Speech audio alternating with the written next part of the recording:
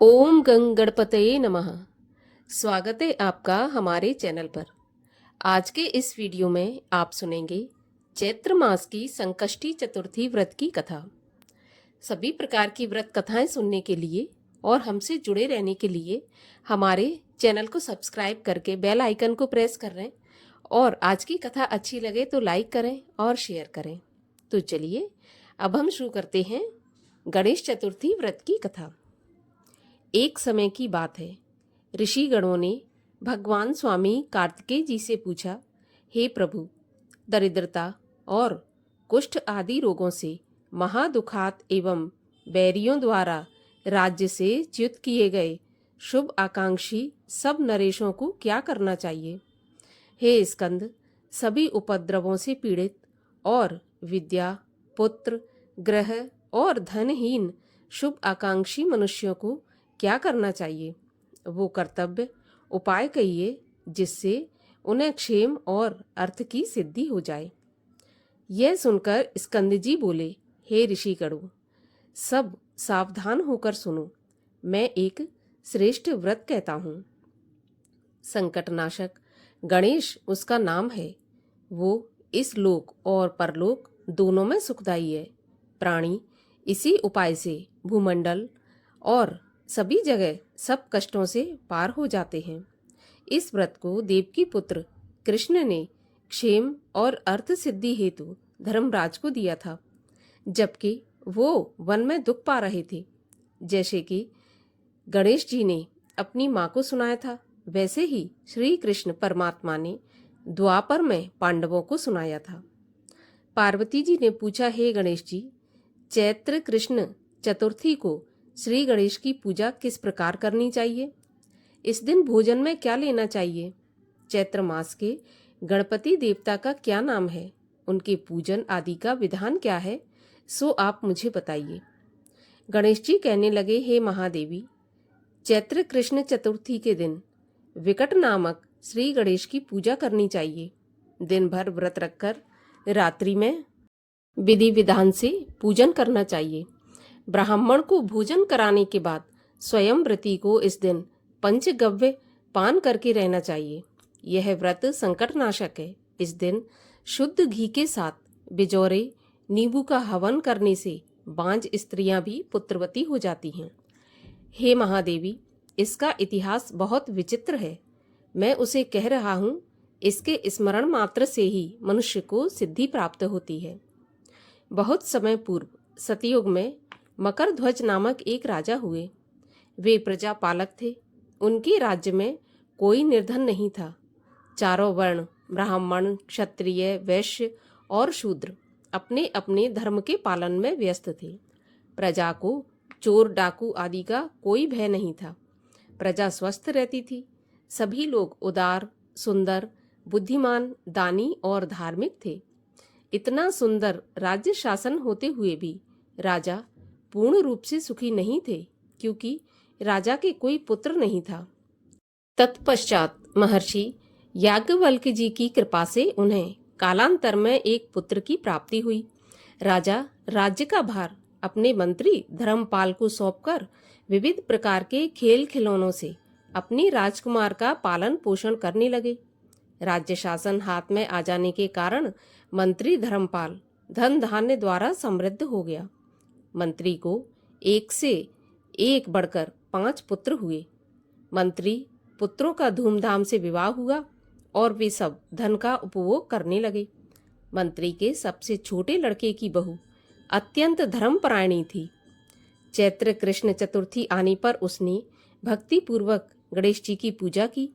उसका पूजन और व्रत देखकर उसकी सास कहने लगी, अरे, क्या तंत्र मंत्र द्वारा मेरे पुत्र को वश में करने का उपाय कर रही है? बार बार सास के निषेध किए जाने पर बहू नहीं मानी तो सास ने कहा, अरे दुष्टा, तू मेरी बात मान क्यों नहीं रही? मैं पीट पीट कर तुझे ठीक कर दूंगी। मुझे यह सब तांत्रिक अभिचार बिल्कुल पसंद नहीं है। तब बहू ने सास से कहा, सासू जी, मैं संकटनाशक गणेश जी का व्रत कर रही हूँ। यह व्रत अत्यंत फलदायक होता है। पतोहू की बात मानकर उसने अपने पुत्र से कहा, पुत्र, तुम्हारी बहू जादू टोने पर उतारू हो गई है। मेरे कई बार मना करने पर भी वह दुराग्रहवश नहीं मान रही। इस दुष्टा को मार पीट कर ठीक कर दो। मैं गणेश को नहीं जानती, ये कौन है और इनका व्रत कैसे होता है। हम लोग तो राजकुल के मनुष्य हैं, फिर हम लोगों की किस विपत्ति को ये नष्ट करेंगे। माता की प्रेरणा से उसने बहू को मारा पीटा। इतनी पीड़ा सहकर भी उसने व्रत किया। पूजन के बाद वह गणेश जी का स्मरण करती हुई उनसे प्रार्थना करने लगी, हे गणेश जी, हे विघ्नहर्ता, आप सब कुछ ऐसा कीजिए जिससे मेरे सास ससुर के मन में आपके प्रति भक्ति भाव जागृत हो जाए। विश्व आत्मा गणेश जी ने सबके देखते ही देखते राजकुमार का अपहरण करके मंत्री धर्मपाल के महल में छिपाकर रख दिया। बाद में उसके वस्त्र आभूषण आदि उतारकर राजमहल में फेंक दिए और स्वयं अंतर्ध्यान हो गए। इधर राजा ने अपने पुत्र को पुकारा, लेकिन कोई उत्तर नहीं मिला।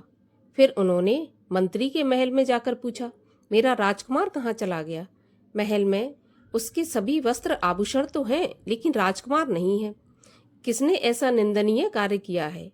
मेरा राजकुमार कहाँ गया। राजा के ऐसे वचन सुनकर मंत्री ने उत्तर दिया, राजन, आपका चंचल पुत्र कहाँ गया इसका मुझे पता नहीं है। मैं अभी गांव, नगर, बाग बगीचे आदि सभी स्थानों में खोज कर आता हूँ।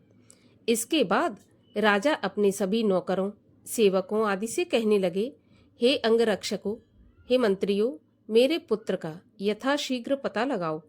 राजा का आदेश पाकर दूत लोग सभी स्थानों में खोज करने लगे।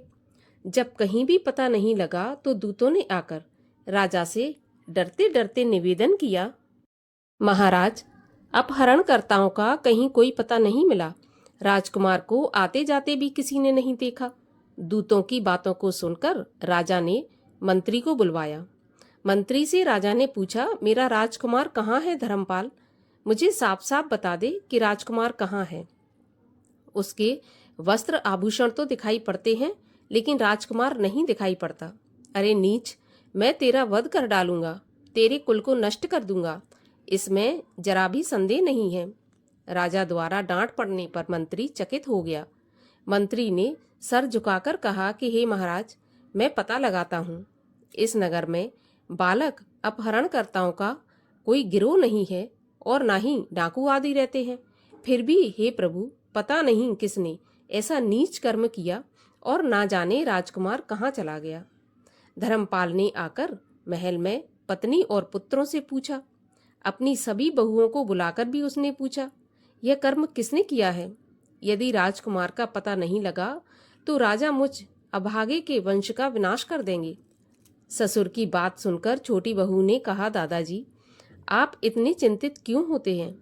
आप पर गणेश जी का कोप हुआ है, इसलिए आप गणेश जी की आराधना कीजिए।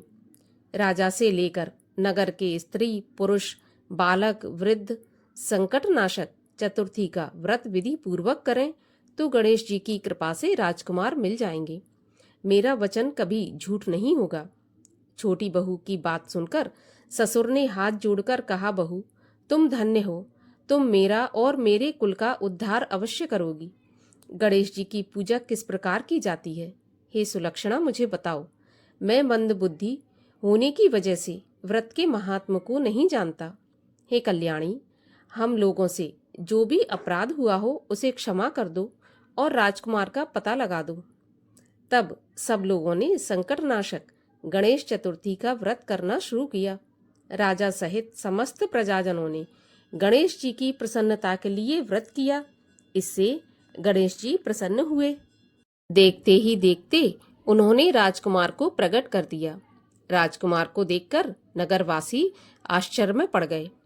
सब लोग बहुत प्रसन्न हुए। राजा के हर्ष की तो सीमा ही नहीं रही। राजा कह उठे, गणेश जी धन्य हैं और साथ ही साथ मंत्री की कल्याणी पतोहू भी धन्य है, जिसकी कृपा से मेरा पुत्र यमराज के यहाँ जाकर भी लौट आया। अतः सब लोग इस संतानदायक व्रत को निरंतर विधि पूर्वक करते रहें। श्री कृष्ण राजा युधिष्ठिर से बोले, हे राजा युधिष्ठिर, तीनों लोकों में इससे श्रेष्ठ कोई दूसरा व्रत नहीं है। हे कुरुकुल दीपक, आप भी अपने क्लेशों के शमन के लिए इस व्रत को अवश्य कीजिए। श्री कृष्ण जी के मुख से इस कथा को विस्तार पूर्वक सुनकर युधिष्ठिर ने बड़े ही भक्ति भाव से चैत्र कृष्ण चतुर्थी का व्रत किया और गणपति जी की कृपा से अपने खोए हुए राज्य को पुनः पा लिया। गणेश जी की आरती। जय गणेश जय गणेश जय गणेश देवा, माता जाकी पार्वती पिता महादेवा। पान चढ़े फूल चढ़े और चढ़े मेवा, लड्डुअन का भोग लगे संत करे सेवा। जय गणेश जय गणेश जय गणेश देवा, माता जाकी पार्वती पिता महादेव। एक दंत दयावंत चार भुजाधारी, मस्तक सिंदूर सोहे मूस की सवारी। जय गणेश जय गणेश जय गणेश देवा, माता जाकी पार्वती पिता महादेवा। अंधन को आँख देत कोढ़िन को काया, बांझन को पुत्र देत निर्धन को माया। जय गणेश जय गणेश जय गणेश देवा, माता जाकी पार्वती पिता महादेवा। दीनन की लाज रखो शंभु सुत वारी, कामना को पूरा करो जाऊं बलिहारी। जय गणेश जय गणेश जय गणेश देवा, माता जाकी पार्वती पिता महादेवा। ओम जय गौरी नंदा प्रभु जय गौरी नंदा, गणपति आनंद कंदा चरणन में बंदा। ओम जय गौरी नंदा। सूंड सुंडालो नैन विशालो, कुंडल झलकंता। कुमकुम केसर चंदन सिंदूर बदन बंदा। ओम जय गौरी नंदा। मुकुट सुगण सोहंसा, मस्तक सोहंता। बैया बाजू बंदा, पहुँची निरखंता। ओम जय गौरी नंदा। मूषक वाहन राजत शिव सुत आनंदा, कहत शिवानंद स्वामी मैटत भव फंदा। ओम जय गौरी नंदा। श्री गणेश जी महाराज की जय।